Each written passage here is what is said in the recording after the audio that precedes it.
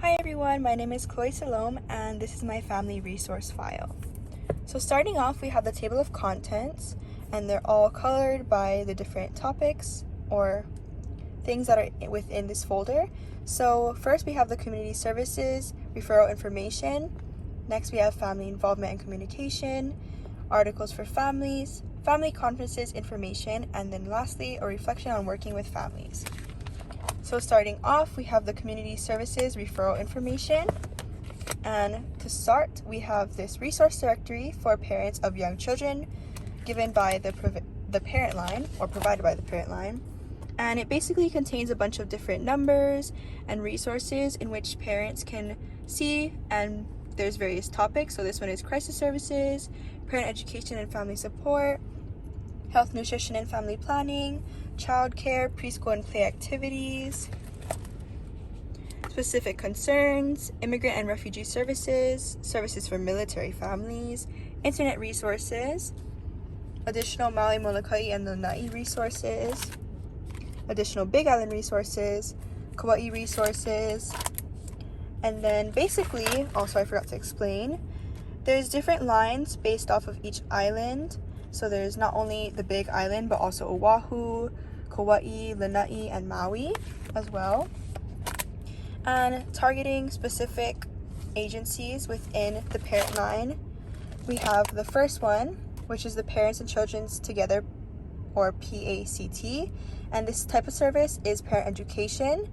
So I believe that this agency is useful because it not only offers early childhood head start, but it also gives a head start for those who are from ages 3 to 5. And then for the early childhood, it's from prenatal up until the age of 3.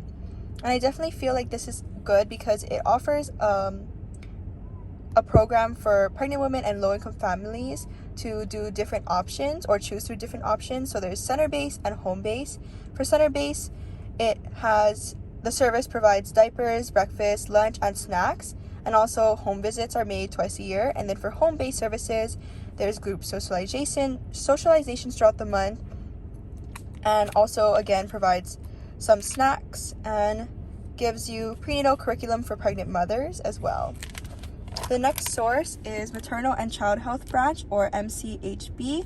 This type of service is medical or health, and the agency is useful because it provides a variety of maternal and child health programs revolving around women, children, and families. This agency works in hopes to reduce health disparities and provides assurance activities in a variety of ways, such including monitoring health status, developing strategies to improve health status, community partnerships and coalitions. And basically, this program is really good as it has different topics along within the actual agency itself, such as teen pregnancy prevention training, and even gives an abstinence grant along with all of these that are listed here.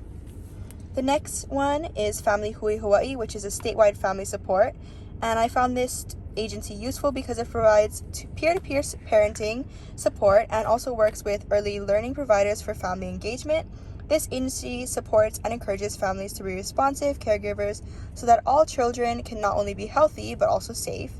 And this agency was built on a strong foundation of the former Hawaii-based Baby Hui organization, which was made since 1982. And Family Hui also now offers this type of unique programming, which is peer support, that's what makes them unique, because it has not only been proven effective through clinical practice but also empirical research. This agency basically shares an abundance of love and respect, consistent guidance, and positive discipline, which is a must when raising young children, and also overall just strengthens families and builds a great community and relationship that will last throughout the child's years. Now, these last two are going to be the ones that I have chosen. So this one is American Red Cross. This agency is useful as it works to respond to individuals and families in order to prevent, prepare for, and respond to emergencies. The Red Cross helps to provide disaster relief assistance to those who are affected by both human-caused and natural disasters. And it also provides infant CPR, regular CPR, first aid, and lifeguarding. And I believe that this is definitely something that is useful because without it, no one will be able to know about or prepare prepare for disasters in advance, and also being able to get that CPR and first aid or lifeguarding is also really great. Lastly, we have In Peace Keiki Steps. So this agency is useful because it provides interactive learning to both parents and children from newborn to the age of 5 through preschool. And this organization basically relies on grants or personal donations because it is a nonprofit organization. And it basically works to empower and educate communities. And it also is very culture-based. So it works to bring the Hawaiian culture, of course, being that we live in Hawaii. And overall, this program is great to get your children involved in their education at a young age and get a head start. And it has become most important for children to start their journey as soon as possible.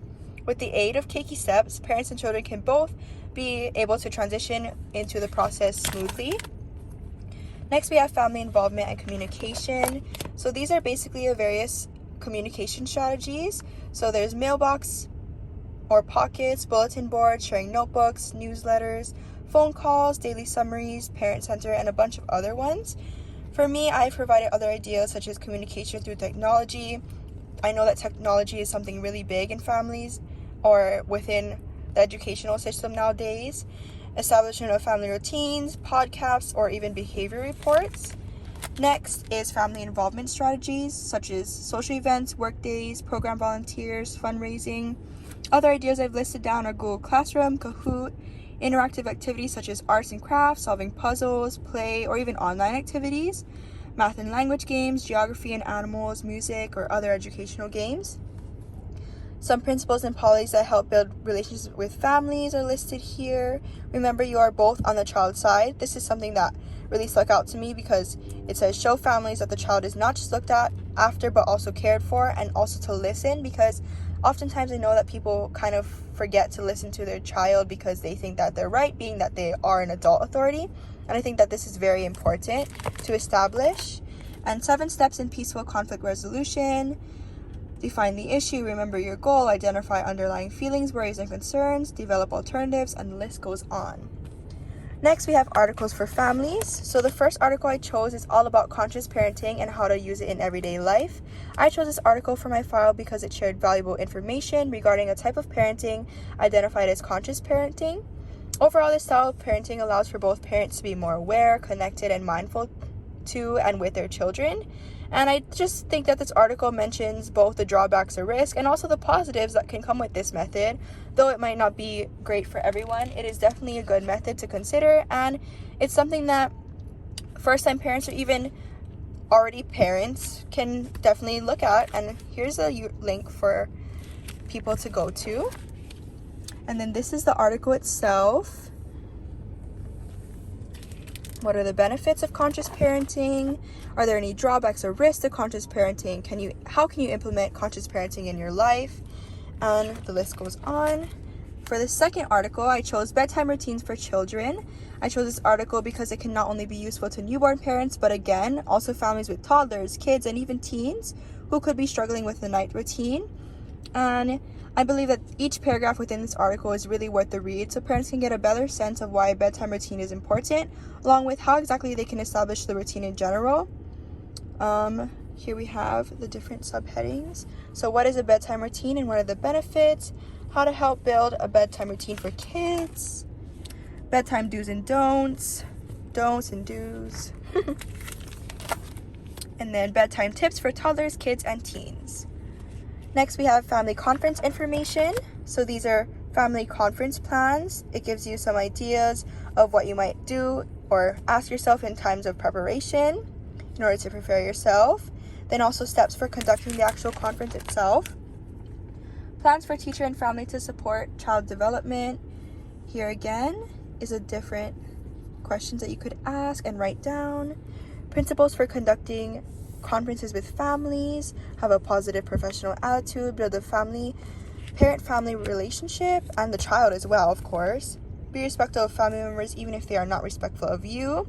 This is very good information for families that are, or families who are responsible for newborns, or even mothers that are kind of trying to prepare themselves for what they will have to deal with later on. And, of course, being a parent, this is definitely good information to look at and consider. Lastly, we have the reflection on working with families. So an experience I've had working with a family other than my own is with Hilo High School Key Club. Key Club is a nonprofit organization and is also student-led, and it's the largest and oldest club for high school students internationally. Now, I joined the club during my sophomore year of high school and can definitely say I've immensely grown into a different person because of my involvement in it, and it basically just revolves around the values of learning, teaching, and giving back to the community. And though this isn't actually like a full family based, I do definitely consider Key Club as a family. A specific experience I remember, of course, is just running the club throughout the midst of a pandemic, being that COVID-19 took a huge hit on everyone, and I just feel like I was able to get more involved with the inner workings of Hilo High Key Club, being able to get closer with my advisors, other officers, and even just the members, because I had to host meetings through Zoom. I had to do meetings outside of the actual meetings that I was hosting, and it was just a bunch of things. In this situation in the beginning, I was definitely scared and not as comfortable, but then I was able to implement the trust, character building, inclusiveness, leadership, and service into my life, and I was just able to establish more of a bond and even trust. And I know that I can definitely count on all of the people that I've become close with, even out of my high school years. In the future, I'm looking forward to forming many more new relationships and bonds with those around me, being that I'm soon going off to college. And for situations I find challenging, I'll prepare myself by sharing my best insights and effort based on my own experiences. And I also hope to further step out of my comfort zone if needed to. And to remind myself of the importance of building respect, authentic relationships with families and others, I would like to tell myself I'm doing the best I can, be grateful for what you have, and do a good deed every day. This allows me to remind myself to never give up and also to be thankful for what I have been giving, along with the wonderful people in my life who surround me. I want to always be able to mentally tell myself I can get the job done in times that are tough. And that was the end of my family resources file. Thank you.